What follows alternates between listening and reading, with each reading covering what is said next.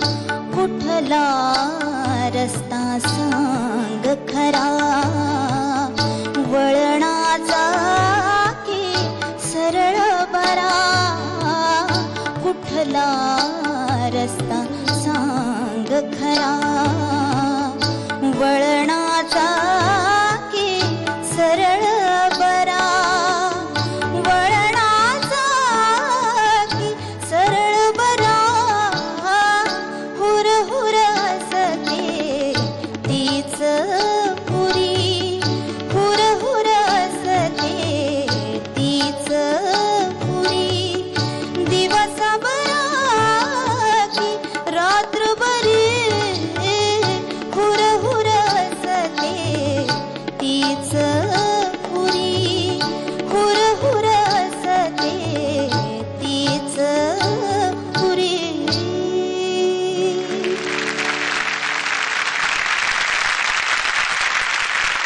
ऑस्ट्रेलियाच्या कोचला Matthew Hayden बॅटिंगला गेल्यावर कसं वाटतं? इतकं कम्फर्टेबल आणि इतका आनंदी असतो मी की आता काय ऐकायला मिळेल. आणि सगळ्यात महत्त्वाचं म्हणजे मागच्या एपिसोडला तू म्हणली होतीस की मला तुमचं कॉम्पोजिशन गायचं आहे, त्याप्रमाणे तू गायलीस. आणि मला खरंच हे कॉम्पोजिशनच थोडं भाग्यवान वाटतं, कारण हे लिटिल चॅम्प्समध्ये मुग्धानी खूप गोड गायलं होतं, हे मुळात शुभा जोशींनी खूप सुंदर गायलंय, आणि आज तू पण खूप छान गायलीस, खूप छान गायलीस. आणि हे खरंच खूप अवघड आहे गाणं, पण तरी मी म्हणेन की माझी जी तुझ्याकडनं अपेक्षा होती त्याच्यात तू 98% गायलीस. 100% तुझ्याकडनं हे गाणं परत कधीतरी नक्की ऐकेन. मारू बिहाग मालूम है या ऐसे ही गाया था? मालूम है ना, मुझे भी ऐसे ही लगा. जैसे मुखड़े को इतने प्रेम से और इतना जोर से और इतना आलाप में ही मारू बिहाग का दर्शन हुआ तुमको, उसी तरीके से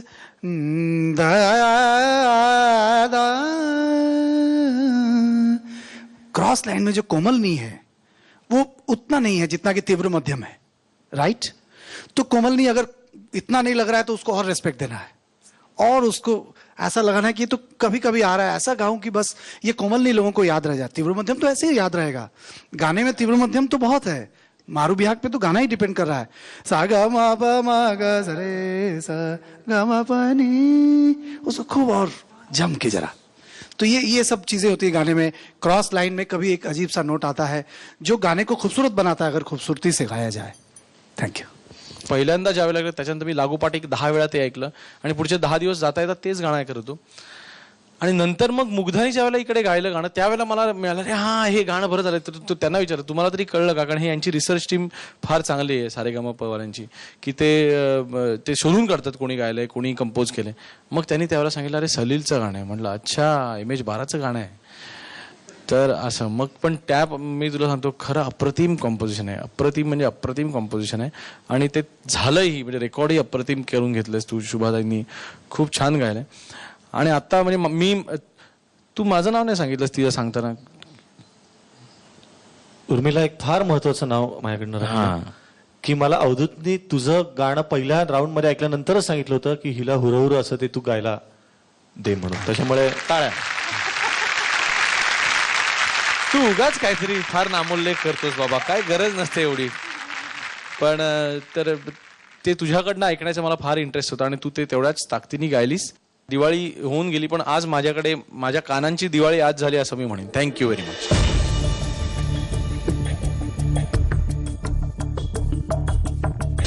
मी मिळालेला आहे. All the best.